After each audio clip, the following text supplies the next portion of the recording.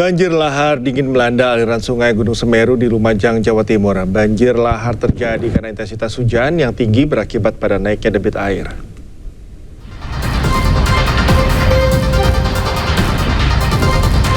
Usai diguyur hujan deras Jumat siang, banjir lahar dingin melanda aliran sungai Gunung Semeru di Lumajang, Jawa Timur. BPBD Jawa Timur mencatat getaran banjir terekam seismograf dengan amplitudo maksimal 45 mm. Tidak ada letusan yang terjadi dari Gunung Semeru sebelum terjadinya banjir lahar dingin. Namun banjir lahar dingin terjadi karena intensitas hujan yang tinggi akibat naiknya debit air. Kepulan asap hasil letusan sekunder membumbung tinggi melintas di jembatan Limpas Sumber Langsep. Fenomena letusan sekunder terjadi ketika material banjir lahar hujan yang dingin bertemu dengan sisa material erupsi yang masih panas di dasar sungai. Reaksi ini menghasilkan uap dan asap tebal. Badan Geologi Kementerian SDM mengingatkan masyarakat mewaspadai ancaman bencana susulan berupa aliran lahar dingin Gunung Semeru menyusul tingginya intensitas hujan dalam 2 hari terakhir. Tim Liputan Anyus melaporkan. Pemirsa, 4 hari pasca erupsi, aktivitas seismik Gunung Semeru di Lumajang masih tinggi. Dalam 24 jam terakhir, Gunung Semeru mengalami 157 kali letusan dan hingga saat ini status Gunung Semeru masih di level tertinggi yakni awas.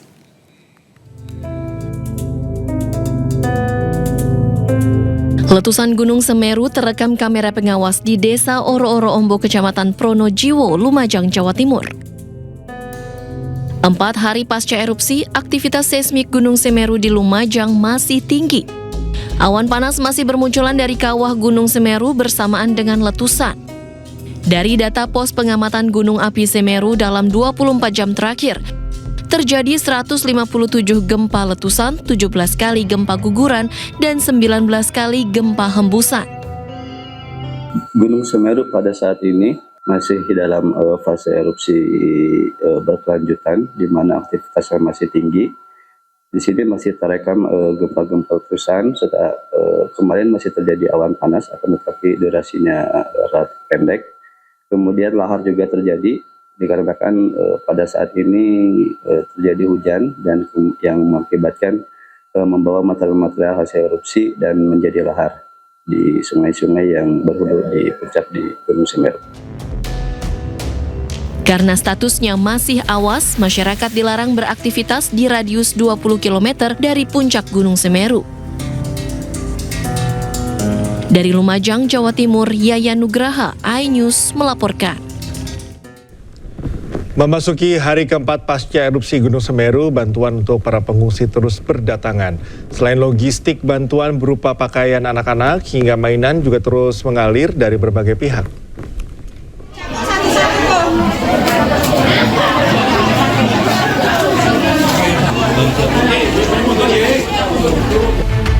Hari keempat pasca erupsi Gunung Semeru, bantuan untuk para pengungsi di posko pengungsian SDN 4 Supiturang di Kecamatan Pronojiwo, Lumajang terus berdatangan.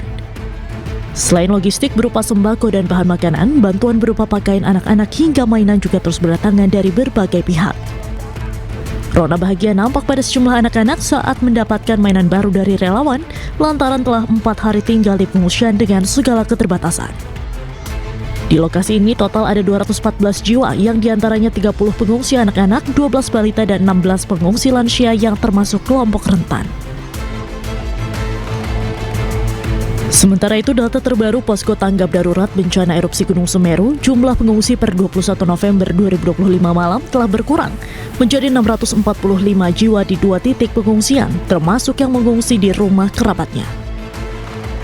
Dari Lumajang, Jawa Timur, Yayan Nugroho, iNews melaporkan.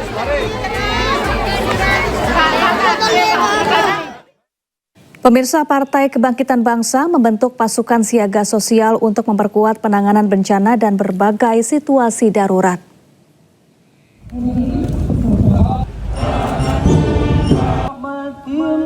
Ketua Umum PKB Muhaimin Iskandar menjelaskan Panji Bangsa dibentuk sebagai pasukan yang mampu merespons cepat bencana, konflik, maupun berbagai keadaan darurat di tengah masyarakat. Panji Bangsa diharapkan menjadi garda terdepan dalam pemulihan situasi krisis. Kehadiran Panji Bangsa untuk memperkuat peran PKB dalam menjawab tantangan sosial dan kebangsaan, sekaligus menjadi tenaga siaga yang selalu hadir di titik-titik darurat. Mereka bermodal keberanian untuk selalu siaga menolong berbagai persoalan, bencana alam, kekerasan, ancaman, bahaya akan menjadi bentengnya PKB. Termasuk Panji Bangsa ini akan terdepan menangani problem-problem kemasyarakatan, terutama darurat-darurat. Pemirsa, Sekjen PBNU Saifullah Yusuf merespon kabar beredarnya hasil risalah rapat harian Syuriah yang berisi permintaan agar Ketua Umum Yahya Khalil Stakuf atau Gus Yahya mengundurkan diri. Beserta segenap pengurus yang baru saja, saya tidak akan menambah. Menurut Gus Ipul, seluruh pihak diminta untuk menunggu informasi resmi dari Syuriah PBNU.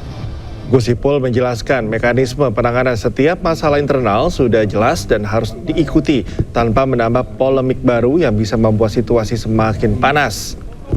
Meski tidak menegaskan benar atau tidaknya kabar tersebut, ia meminta seluruh pengurus NU di berbagai daerah tetap tenang dan fokus pada aktivitas organisasi seperti biasa.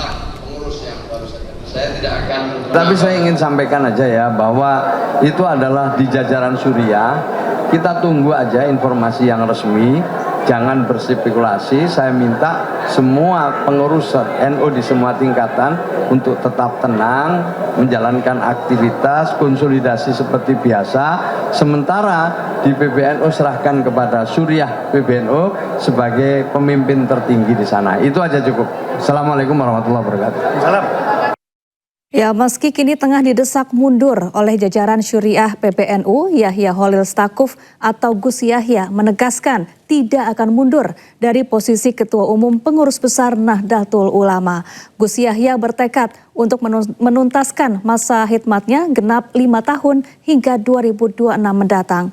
Hal itu dinyatakan Gus Yahya usai rapat koordinasi Ketua PWNU se-Indonesia di Surabaya, Jawa Timur.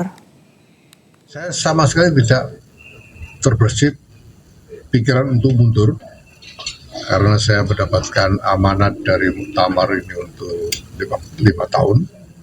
Ada muktamar 34 yang lalu saya mendapatkan mandat 5 tahun dan akan saya jalani selama 5 tahun. Insya Allah saya sanggup. Maka saya sama sekali tidak terbersit pikiran untuk mundur. Saya tandaskan bahwa rapat harian Syuriah menurut konstitusi ADRT tidak berwenang untuk memberhentikan Ketua Umum.